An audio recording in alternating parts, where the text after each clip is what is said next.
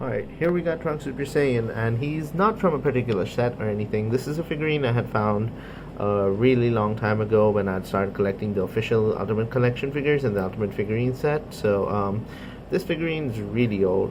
This one's a little bit of the harder style. It's like not exactly plastic. I cannot say what it is.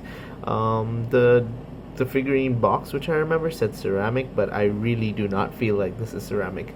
This is no way this is ceramic. So feeling it, it's got like a plasticky feel to it, but at the same time a plaster of Paris kind of feel to it. So I do not really understand what material it might be made out of, so I cannot say. The feel of the back of this is really nice and smooth. It gives a really nice feel to it, like almost like an original figurines feel. It's not like the cheap plastic feel which you usually get, or a bendy PVC material kind of feel. It feels like hard, tough plastic. So this figurine has got a total of let's just say four joints, I would say. One is the arms, two, then 3 is the hip, and 4 is the head. Nothing else more on this figurine moves more. There's one interesting feature on this figurine, which is similar to the other ones. The Gyochi Preziosi, which I got from Italy. The sword does come out. Although there's one design flaw which they had, is he cannot hold the sword, even though the sword can come out. So this figurine is definitely an interesting one. So I know this is probably not an original. I mean, if you guys are able to locate what figurine this is, or I might do some research myself after this review is done. Maybe if I find like what set or this is from, if this is a real or fake or what. So if I'm able to find it, it'll be good, but other than that, I don't really know much about this figure. There's not much detailing written anywhere. There's nothing written on the legs like most Bandai figures. There's nothing written on the back like the Gyochi Preziosi. There's absolutely no writing anywhere. This figurine's got zero writing. So get into the review. The boots are done really well detailed, and I really did not expect this quality from something that might not be original. The boots have got like a nice feel to it. How do I put it? Kind of like that textured finish to the back of the boots and the front of the boots, and Future Trunks has got a nice feel on the whole overall body. Considering how old this figurine is, and it hasn't broken, considering it might not be original, I'm really shocked for this. If I'm able to find this figurine, maybe if I find details about it, I could give you a link if you like this figurine. The hair is just beautiful. Like, okay, one thing I found really difficult for like most figurines that I've bought was Trunks's hair. The way he goes Super Saiyan, it's sideways. It does not have like the regular uppity look, which is really difficult to capture in like a 3D model figure, as easy as it is for like most of like 2D animations and stuff. Even Banpresto, at times I've noticed Trunks figures do not get the hair right, but this one's hair is just impeccable. It's beautiful. The way this attaches at the back, this does look like it attaches with a special attachment, but I can tell you this sword does not come off of its back. The strap is really nice, and the jacket's built really well. They got a nice capsule corp, and this is not just painted on like the Gyochi Preziosi. It's kind of got like a 3D feel on it as well. So that's a really good detail they've added to it. And moving to the further detailing, alright, sorry for the cutscene, but yeah, so I did a little bit more research on it, and I found out. So I did not know this, but this is a Bandai Vinyl Series 4 rare figurine. I had no idea this was that rare. So this is a really cool figurine to have, and that explains a lot. Like, explains a lot of the detail, why the material feels a lot more different than most of the other figurines, why it feels a lot more sturdy, and at the same time it just looks so amazing. Like, maybe the face doesn't look the best, but apart from that, the rest of this figurine's got some insane detail. I had zero clue this isn't official, because okay, when I got the packaging of this figurine, it came literally in like a bag like thing with a little bit of a piece of paper on it written something in Japanese, which I had zero clue what it was. Japanese or whatever language, Chinese maybe, I don't know. I'm thinking Japanese, but I had zero clue that this is a Bandai Vinyl series figure. So upon looking and doing some research, apparently it's a rare figurine. So as I do not know too much about the figurine's history or anything, If anyone knows about it, please let me know in the comments. But as far as what I've done research, this is supposed to be a vinyl series figure, which is apparently rare. I had no clue. So just learning this is interesting. So yeah, getting back to the figure's details. If you see, the suit's got a nice detail over here. It's got there.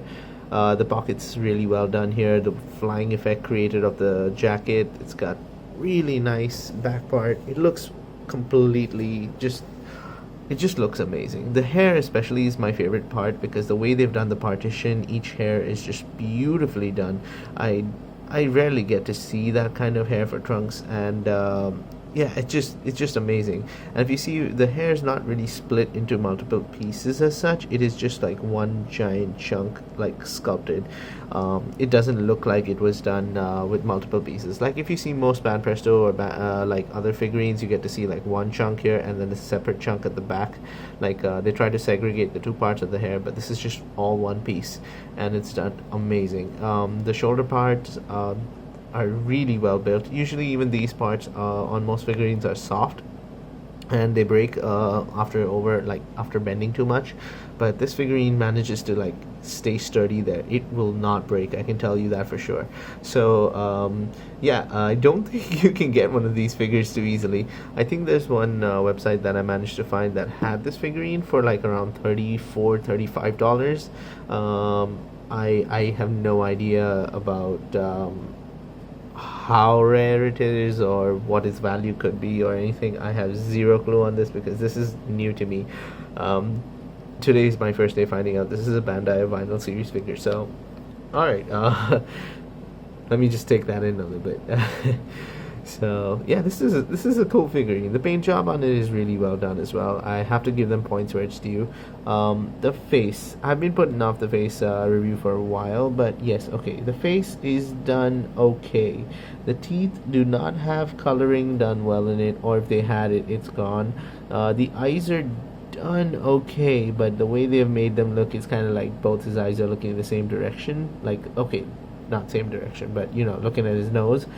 Your detailing is beautifully done, and if you see really closely there, inside the hair, you get to see the slight detail of the little hairs.